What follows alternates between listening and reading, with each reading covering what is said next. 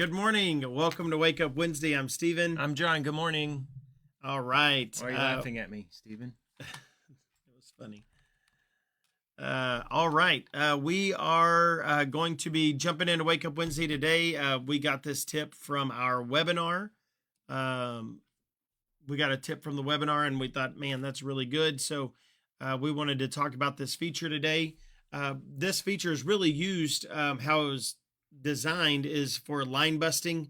It allows you to, if you, especially like at Easter or Christmas or big events or whatever you happen to have, whatever events going on, it allows you to use line busting. So basically you have 20 people in line. You could take a laptop or a Surface Pro and go through and kind of pre-ring up the items, put those on hold with their name, and then when they get to the register, they can just say, my name is this, and it just, all they have to do is take the payment. They don't have to rescan the items or anything like that. It just puts the entire transaction on hold. And so a lot of you have used this feature, the place on hold, where you just can put one person on at a hold at a time. This is actually a different feature. So it's similar, but it's way more powerful, allows you to do more than one order. And so what John's going to talk about today is how do you configure that? What are the practical uses? How do you see it? And I guess I'll let you say the example of what he used from the webinar. So this just allows you to, you're going to ring up the items. The only difference is you're not paying yet. And so what you're going to do is you're going to ring up all the items, and then you're going to say place on hold, and then that can be recalled by a different register or the same register.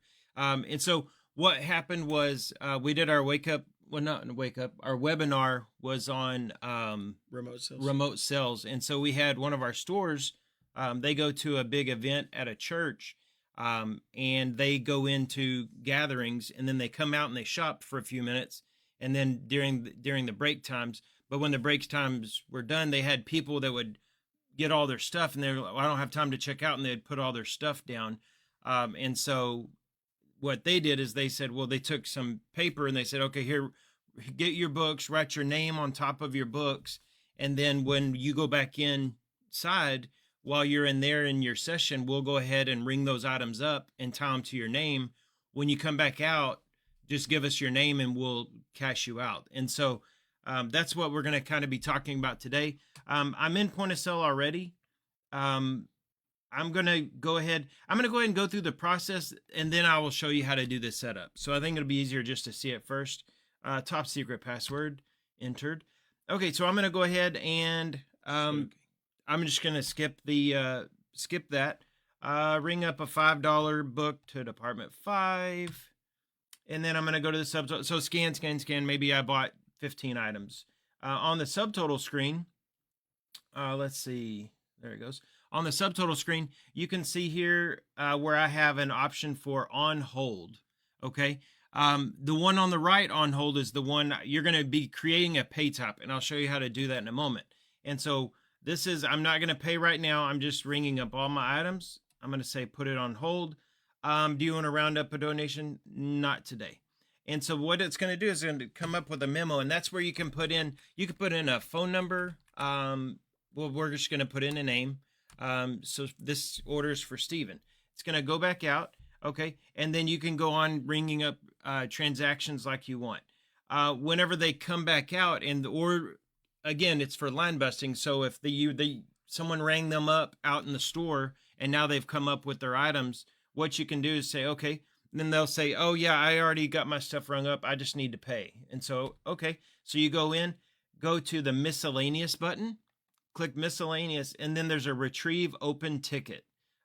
It's just not been rung up. So I'm going to do retrieve open ticket, ask them for their name. And right there would be a list of all your ones that you have on hold. And so, okay, so then it's, okay, I'm Stephen. Okay, so you hit select.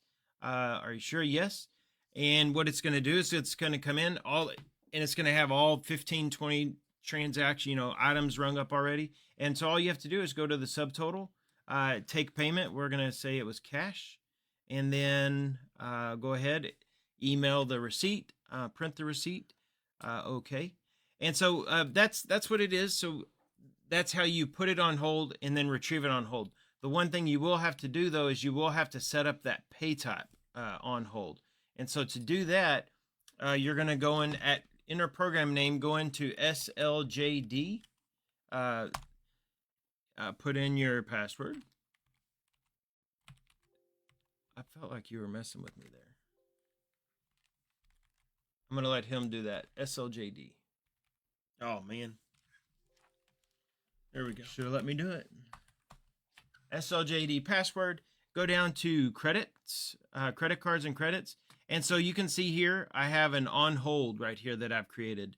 The type though, for the type, you need to choose open tab. So from the drop down, choose open tab. And then once you can name it, I have it called on hold. I mean, if you use it more like call ahead or, cause you could use it for call in orders, on the phone or whatever. I've just we have called one it on store that hold. does pizzas, which is crazy, and so they use it for call ahead ordering for pizzas or coffees. We have one that uses it for coffees, for call ahead coffees. Yeah, and so you can call it whatever you want. Again, this is different. I do want to, just since we're training here, I'm going to go back into point of sale and show you the built-in on hold option. So there's a built-in on hold option already. And so I can go, okay, ring up, maybe you rang up 50 items. You go here and you go, okay, that'll be $44.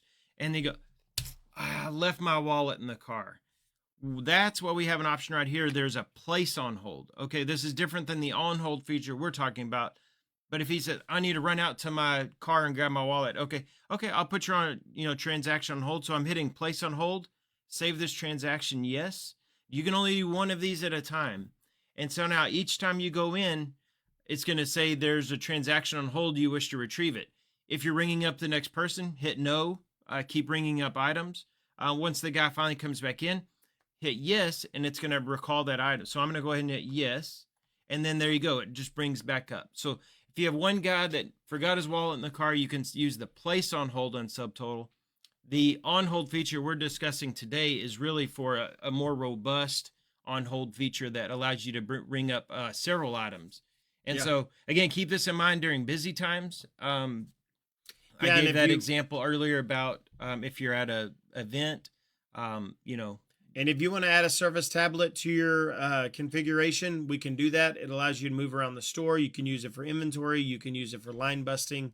There's a lot of different things you can use it for. So if that's something you want to do, you can also use a laptop on a cart, right? And so lots of different functionalities that you can use BSM for. And so, so that's what we had for Wake Up Wednesday. We think this is a really good feature.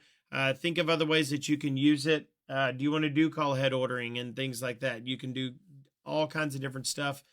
We really want to give you the tools to help you succeed and get the most out of your software and run the most efficient you can run. So, one more tidbit.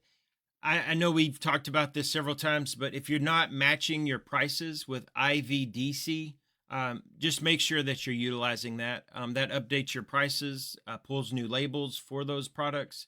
I just want to put that out there as much as possible. IVDC to change your prices. We send out, if you're on version 9, we send out weekly updates to the database pricing. And so make sure you're taking advantage of that. Yeah, and there's been about, 300.